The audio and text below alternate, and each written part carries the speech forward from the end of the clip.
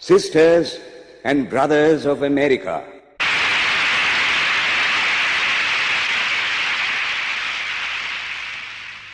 it fills my heart with joy unspeakable to rise in response to the warm and cordial welcome which you have given us.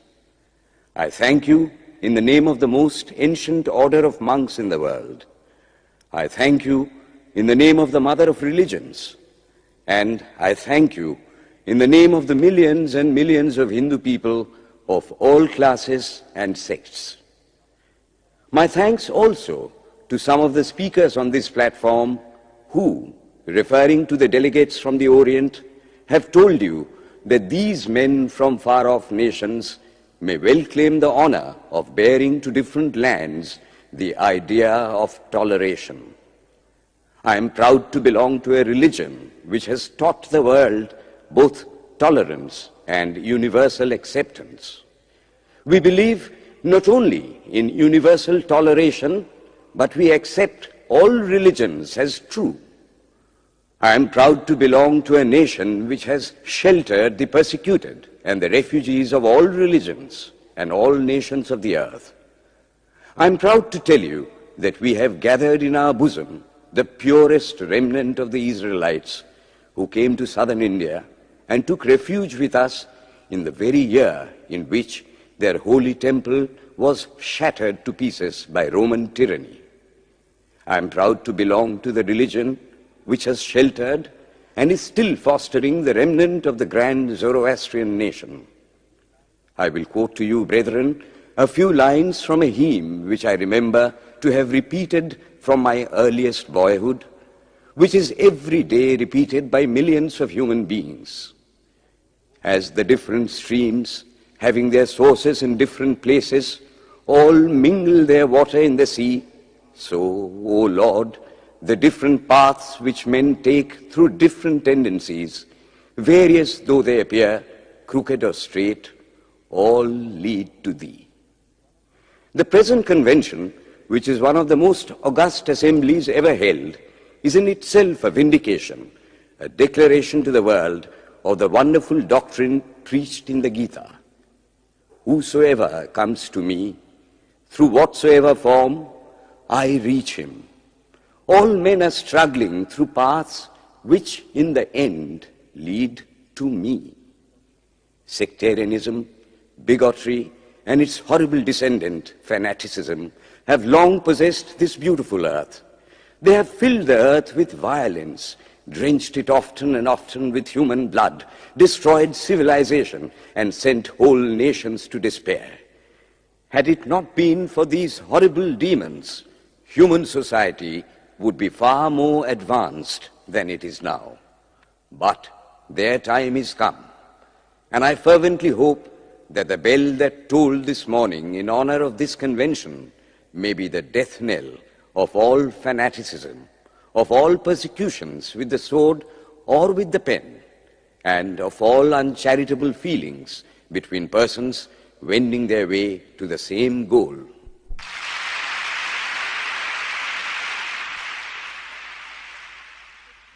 Ladies and gentlemen, on the agenda for today, the 15th of September, 1893, a galaxy of eminent speakers are scheduled to address us, and it gives us great pleasure to once again invite Swami Vivekananda to speak. His subject for today, Why We Disagree. I will tell you a little story. You have heard the eloquent speaker who has just finished say, "Let us cease from abusing each other," and he was very sorry that there should be always so much variance.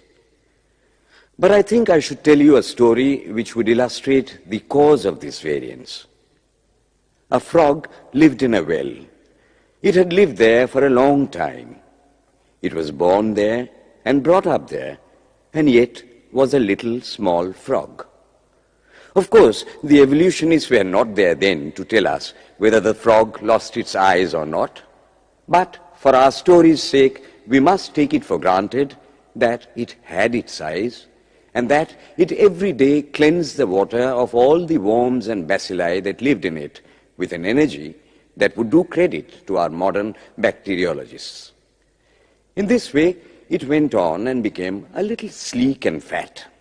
Well, one day, another frog that lived in the sea came and fell into the well. "Where are you from?" "I am from the sea." "The sea? How big is that? Is it as big as my well?" And he took a leap from one side of the well to the other. "My friend," said the frog of the sea, "how do you compare the sea with your little well?" Then the frog took another leap and asked, "Is your sea so big?" "What nonsense you speak, to compare the sea with your well." "Well then," said the frog of the well, "nothing can be bigger than my well. There can be nothing bigger than this. This fellow is a liar, so turn him out." That has been the difficulty all the while. I am a Hindu. I am sitting in my own little well and thinking that the whole world is my little well. The Christian sits in his little well and thinks the whole world is his well. The Mohammedan sits in his little well and thinks that is the whole world.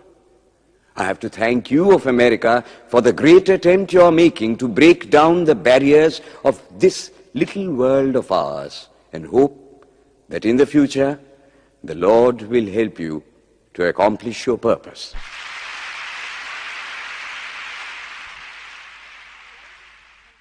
Delegates and friends, today, the 19th of September, 1893, is the 9th day of the World's Parliament of Religions. We have had the privilege of listening to many distinguished speakers from the world over address us on a variety of subjects. The time is at hand to now listen to the great monk from India, Swami Vivekananda, read his paper on Hinduism. Ladies and gentlemen, Swami Vivekananda.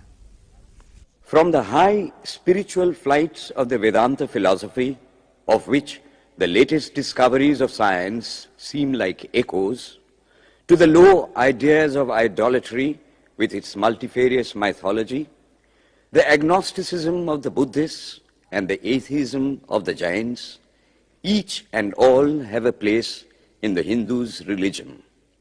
Where then, the question arises, where is the common center to which all these widely diverging radii converge? Where is the common basis upon which all these seemingly hopeless contradictions rest? And this is the question I shall attempt to answer.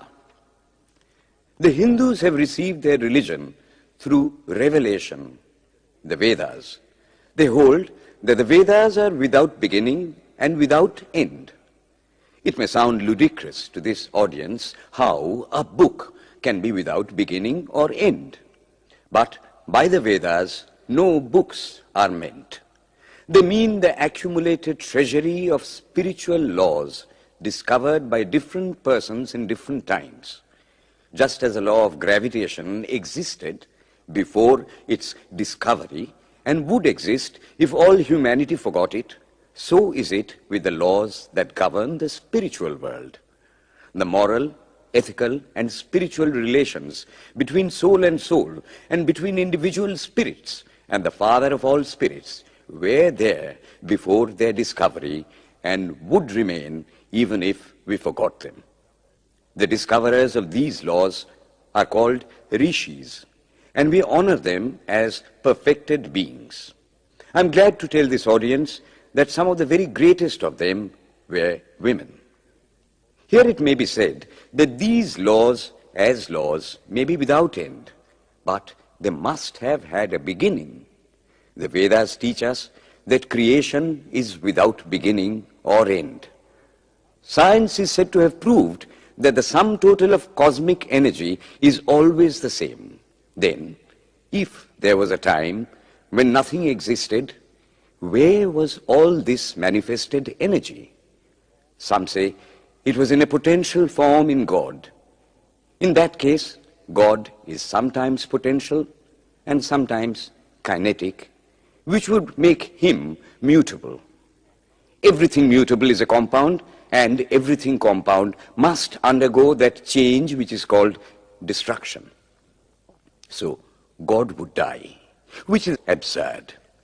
Therefore, there never was a time when there was no creation. If I may be allowed to use a simile, creation and creator are two lines without beginning and without end, running parallel to each other. God is the ever-active providence by whose power systems after systems are being evolved out of chaos, made to run for a time and again destroyed. This is what the Brahmin boy repeats every day. The sun and the moon the Lord created like the suns and moons of previous cycles. And this agrees with modern science. Here I stand, and if I shut my eyes and try to conceive my existence, I, what is the idea before me? The idea of a body. Am I then nothing but a combination of material substances? The Vedas declare, no. I am a spirit living in a body. I am not the body. The body will die, but I shall not die. Here am I in this body. It will fall, but I shall go on living. I had also a past. The soul was not created, for creation means a combination, which means a certain future dissolution. If then the soul was created, it must die. Some are born happy, enjoy perfect health with beautiful body, mental vigor, and all wants supplied. Others are born miserable. Some are without hands or feet. Others again are idiots and only drag on a wretched existence. Why, if they are all created, why does a just and merciful God create one happy and another unhappy? Why is he so partial? Nor would it mend matters in the least to hold that those who are miserable in this life will be happy in a future one. Why should a man be miserable even here in the reign of a just and merciful God? In the second place, the idea of a creator God does not explain the anomaly, but simply expresses the cruel fiat of an all-powerful being. There must have been causes then, before his birth, to make a man miserable or happy, and those were his past actions. Are not all the tendencies of the mind and the body accounted for by inherited aptitude? Here are two parallel lines of existence, one of the mind, the other of matter. If matter and its transformations answer for all that we have, there is no necessity for supposing the existence of a soul. But it cannot be proved that thought has been evolved out of matter. And if a philosophical monism is inevitable, spiritual monism is certainly logical and no less desirable than a materialistic monism. But neither of these is necessary here. We cannot deny that bodies acquire certain tendencies from heredity, but those tendencies only mean the physical configuration through which a peculiar mind alone can act in a peculiar way. There are other tendencies peculiar to a soul caused by his past actions, and a soul with a certain tendency would, by the laws of affinity, take birth in a body which is the fittest instrument for the display of that tendency. This is in accord with science, for science wants to explain everything by habit, and habit is got through repetitions. So, repetitions are necessary to explain the natural habits of a newborn soul, and since they were not obtained in this present life, they must have come down from past lives. There is another suggestion. Taking all these for granted, how is it that I do not remember anything of my past life? This can be easily explained. I am now speaking in English. It is not my mother tongue. In fact, no words of my mother tongue are now present in my consciousness. But let me try to bring them up. And they rush in. That shows that consciousness is only the surface of the mental ocean, and within its depths are stored up all our experiences. Try and struggle. They would come up, and you would be conscious even of your past life. This is direct and demonstrative evidence. Verification is the perfect proof of a theory, and here is the challenge thrown to the world by the rishis. We have discovered the secret by which the very depths of the ocean of memory can be stirred up. Try it, and you would get a complete reminiscence of your past life. So then, the Hindu believes that he is a spirit. Him the sword cannot pierce, him the fire cannot burn, him the water cannot melt, him the air cannot dry. He is nowhere but whose center is located in the body, and that death means the change of the center from body to body. Nor is the soul bound by the conditions of matter. In its very essence, it is free, unbounded, holy, pure, and perfect.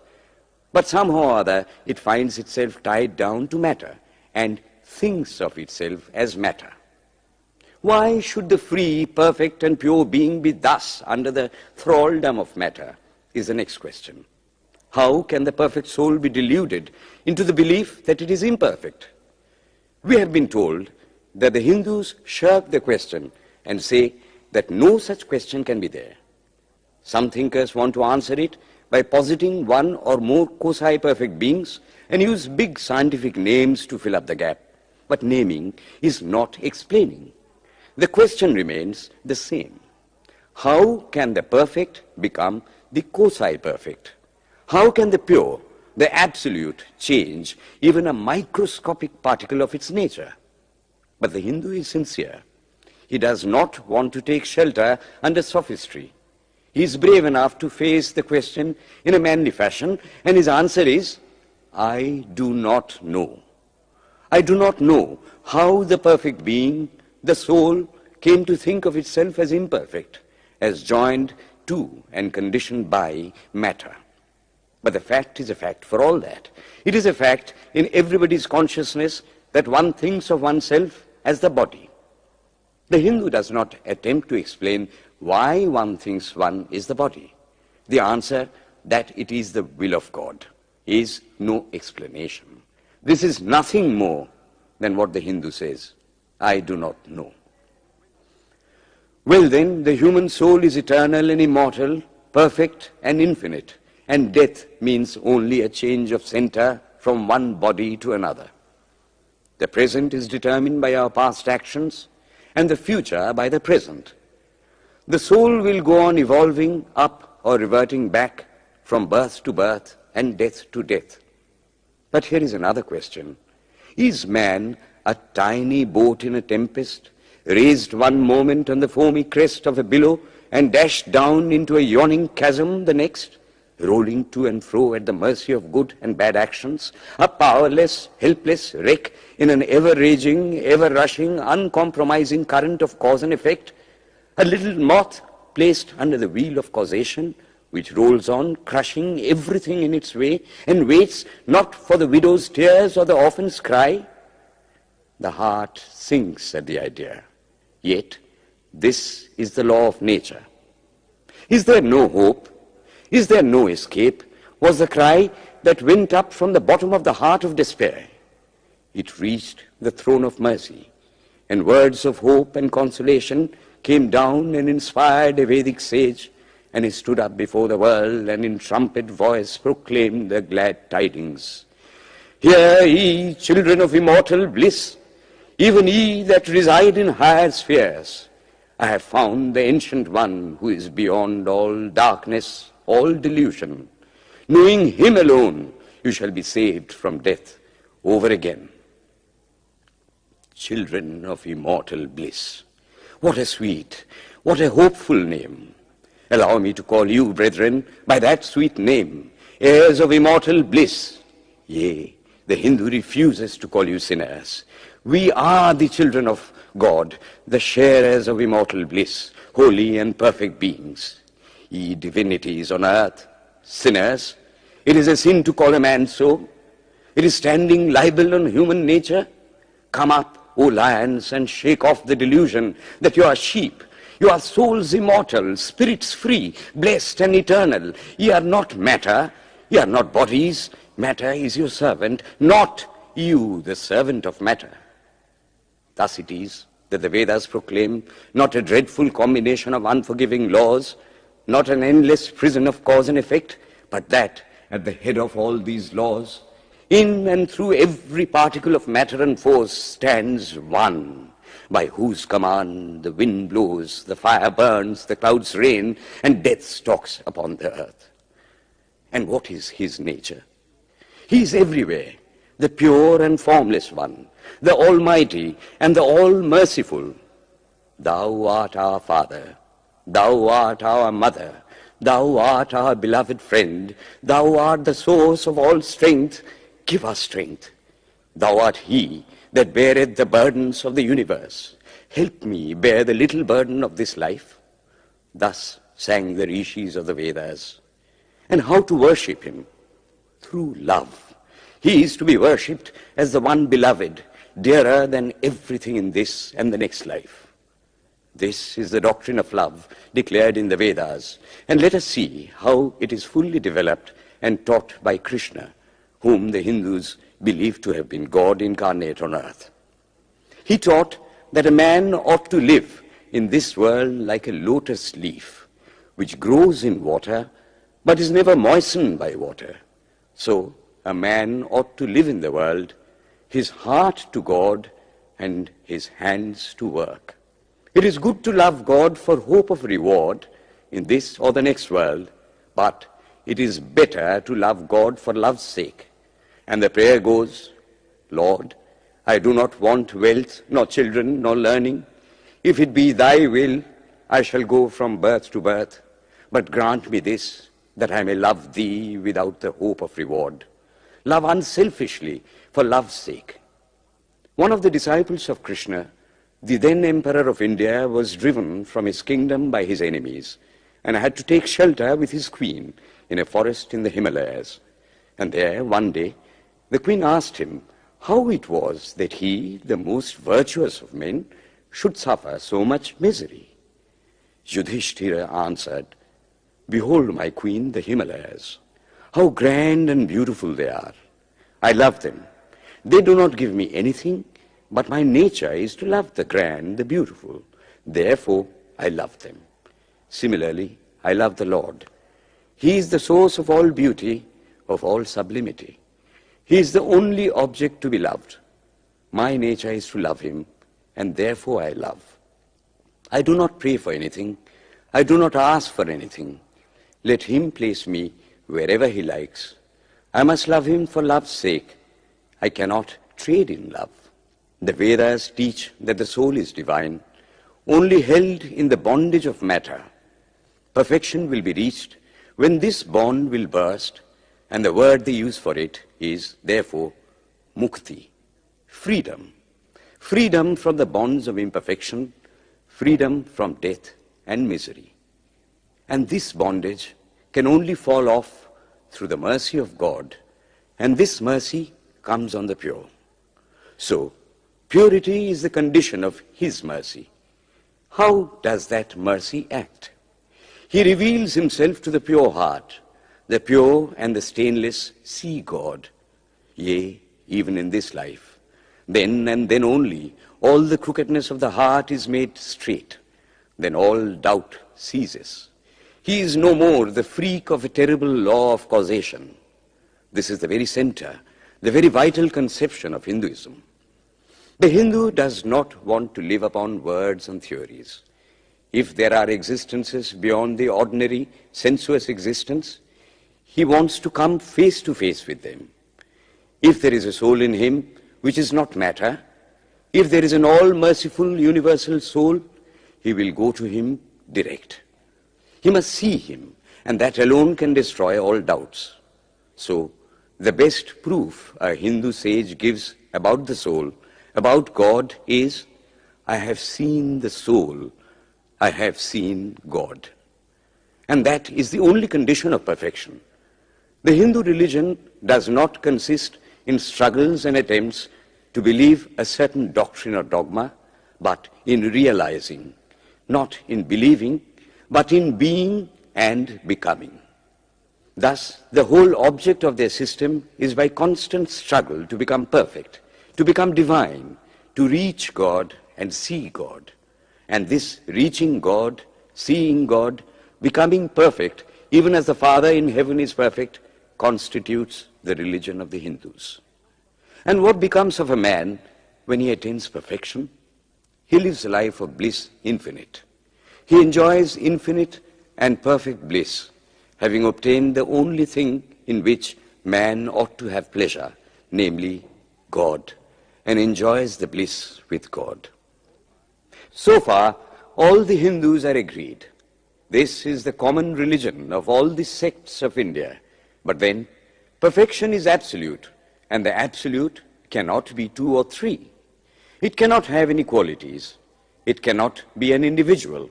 And so, when a soul becomes perfect and absolute, it must become one with Brahma, and it would only realize the Lord as the perfection, the reality of its own nature and existence, the existence absolute, knowledge absolute, and bliss absolute. We have often and often read this called the losing of individuality and becoming a stock or a stone. He jests at scars that never felt a wound. I tell you, it is nothing of the kind. If it is happiness to enjoy the consciousness of this small body, it must be greater happiness to enjoy the consciousness of two bodies, the measure of happiness increasing with the consciousness of an increasing number of bodies, the aim, the ultimate of happiness being reached when it would become a universal consciousness. Therefore, to gain this infinite universal individuality, this miserable little prison individuality must go. Then alone can death cease when I am one with life. Then alone can misery cease when I am one with happiness itself. Then alone can all error cease when I am one with knowledge itself. And this is the necessary scientific conclusion.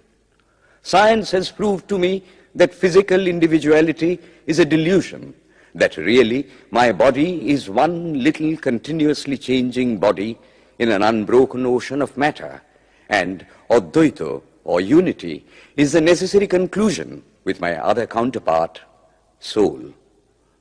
Science is nothing but the finding of unity.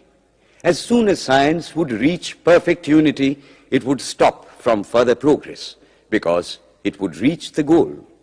Thus, chemistry could not progress farther when it would discover one element out of which all others could be made. Physics would stop when it would be able to fulfill its services in discovering one energy of which all the others are but manifestations. And the science of religion become perfect when it would discover Him who is the one life in a universe of death, Him who is the constant basis of an ever-changing world, one who is the only soul of which all souls are but delusive manifestations. Thus is it, through multiplicity and duality, that the ultimate unity is reached. Religion can go no farther. This is the goal of all science. All science is bound to come to this conclusion in the long run. Manifestation and not creation is the word of science today. And the Hindu is only glad that what he has been cherishing in his bosom for ages is going to be taught in more forcible language and with further light from the latest conclusions of science. Descend we now from the aspirations of philosophy to the religion of the ignorant. At the very outset, I may tell you that there is no polytheism in India. In every temple, if one stands by and listens, one will find the worshippers applying all the attributes of God, including omnipresence, to the images. It is not polytheism, nor would the name henotheism explain the situation. The rose, called by any other name, would smell as sweet. Names are not explanations. The tree is known by its fruits. When I have seen amongst them that are called idolaters, men, the like of whom, in morality and spirituality and love, I have never seen anywhere, I stop and ask myself, can sin beget holiness? Superstition is a great enemy of man, but bigotry is worse. Why does a Christian go to church? Why is the cross holy? Why is the face turned toward the sky in prayer? Why are there so many images in the Catholic Church? Why are there so many images in the minds of Protestants when they pray? My brethren, we can no more think about anything without a mental image than we can live without breathing. By the law of association, the material image calls up the mental idea and vice versa. This is why the Hindu uses an external symbol when he worships. He will tell you it helps to keep his mind fixed on the being to whom he prays. He knows, as well as you do, that the image is not God, is not omnipresent. After all, how much does omnipresence mean to almost the whole world? It stands merely as a word, a symbol. Has God superficial area? If not, when we repeat that word omnipresent, we think of the extended sky or of space. That is all. As we find that somehow or other, by the laws of our mental constitution, we have to associate our ideas of infinity with the image of the blue sky or of the sea, so we naturally connect our idea of holiness with the image of a church, a mosque, or a cross. The Hindus have associated the ideas of holiness, purity, truth, omnipresence, and such other ideas with different images and forms. But with this difference, that while some people devote their whole lives to their idol of a church and never rise higher, because with them religion means an intellectual assent to certain doctrines and doing good to their fellows, the whole religion of the Hindu is centered in realization. Man is to become divine by realizing the divine. Idols or temples or churches or books are only the supports, the helps of his spiritual childhood, but on and on he must progress. He must not stop anywhere. External worship, material worship, say the scriptures, is the lowest stage. Struggling to rise high, mental prayer is the next stage. But the highest stage is when the Lord has been realized. Mark, the same earnest man who is kneeling before the idol tells you, him the sun cannot express, nor the moon, nor the stars, the lightning cannot express him, nor what we speak of as fire. Through him they shine. But he does not abuse anyone's idol or call its worship sin. He recognizes in it a necessary stage of life. The child is father of the man. Would it be right for an old man to say that childhood is a sin or youth is a sin? If a man can realize his divine nature with the help of an image, would it be right to call that a sin? Nor, even when he has passed that stage, should he call it an error. To the Hindu, man is not traveling from error to truth, but from truth to truth, from lower to higher truth. To him, all the religions, from the lowest fetishism to the highest absolutism, mean so many attempts of the human soul to grasp and realize the infinite, each determined by the conditions of its birth and association, and each of these marks a stage of progress. And every soul is a young eagle soaring higher and higher, gathering more and more strength till it reaches the glorious sun. Unity in variety is the plan of nature, and the Hindu has recognized it. Every other religion lays down certain fixed dogmas and tries to force society to adopt them. It places before society only one coat which must fit Jack and John and Henry all alike. If it does not fit John or Henry, he must go without a coat to cover his body. The Hindus have discovered that the absolute can only be realized or thought of or stated through the relative, and the images, crosses and crescents are simply so many symbols, so many pegs to hang spiritual ideas on. It is not that this help is necessary for everyone, but those that do not need it have no right to say that it is wrong, nor is it compulsory in Hinduism. One thing I must tell you, idolatry in India does not mean anything horrible. It is not the mother of harlots. On the other hand, it is the attempt of undeveloped minds to grasp high spiritual truths. The Hindus have their faults, they sometimes have their exceptions, but mark this, they are always for punishing their own bodies and never for cutting the throats of their neighbors. If the Hindu fanatic burns himself on the pyre, he never lights the fire of inquisition. And even this cannot be laid at the door of his religion any more than the burning of witches can be laid at the door of Christianity. To the Hindu, then, the whole world of religions is only a traveling, a coming up of different men and women through various conditions and circumstances to the same goal. Every religion is only evolving a God out of the material man, and the same God is the inspirer of all of them. Why then are there so many contradictions? They are only apparent, says the Hindu. The contradictions come from the same truth, adapting itself to the varying circumstances of different natures. It is the same light coming through glasses of different colors, and these little variations are necessary for purposes of adaptation. But in the heart of everything, the same truth reigns. The Lord has declared to the Hindu in his incarnation as Krishna, I am in every religion as a thread through a string of pearls. Wherever thou seest extraordinary holiness and extraordinary power raising and purifying humanity, know thou that I am there. And what has been the result? I challenge the world to find throughout the whole system of Sanskrit philosophy any such expression as that the Hindu alone will be saved and not others.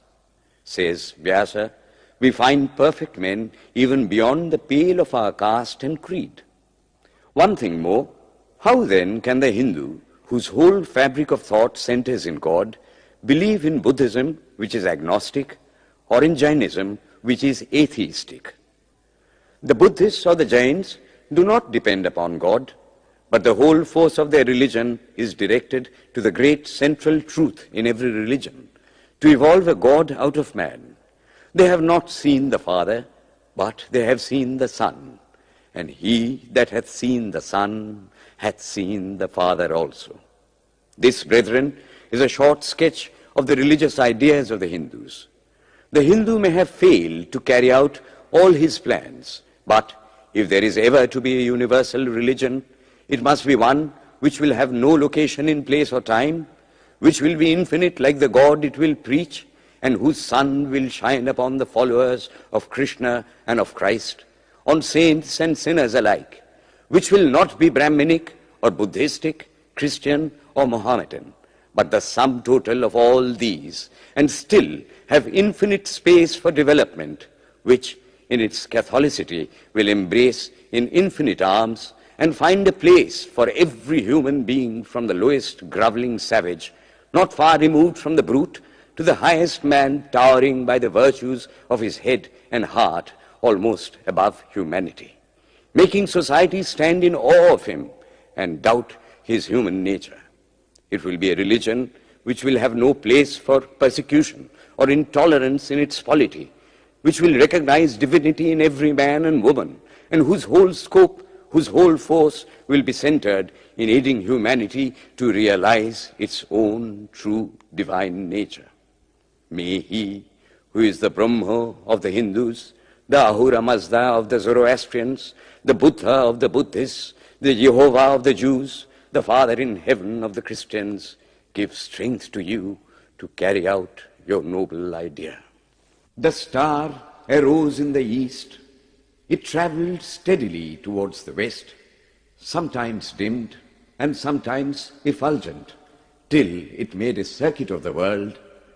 And now it is again rising on the very horizon of the east, the borders of the sun pole, 1,000-fold more effulgent than it ever was before.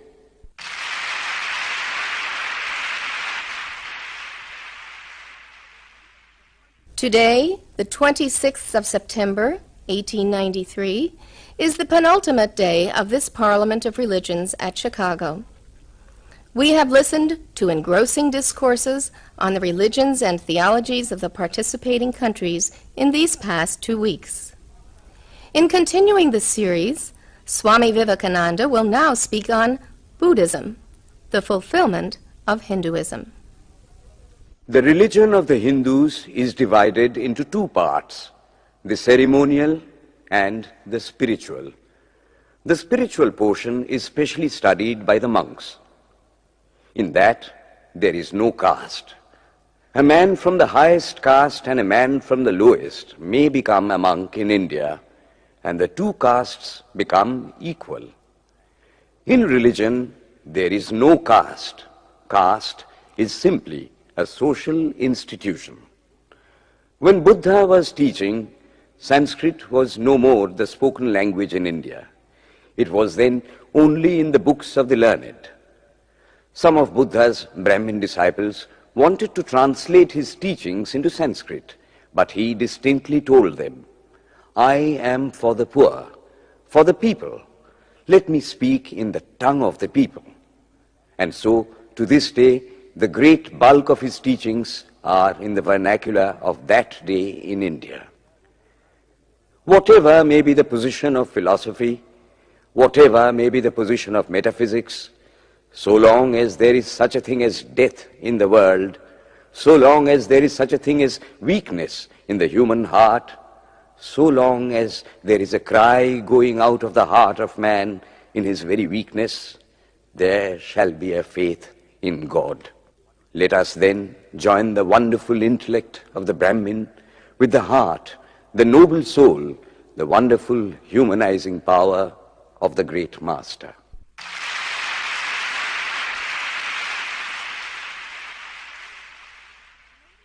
Ladies and gentlemen, in a short while from now, the World's Parliament of Religions at Chicago will come to a close. And this day, the 27th of September, 1893, will go down in history as a landmark for more reasons than one. It is in the fitness of things that we now call upon Swami Vivekananda from India to address this final session. The world's Parliament of Religions has become an accomplished fact, and the merciful Father has helped those who labored to bring it into existence and crown with success their most unselfish labor. My thanks to those noble souls whose large hearts and love of truth first dreamt this wonderful dream and then realized it.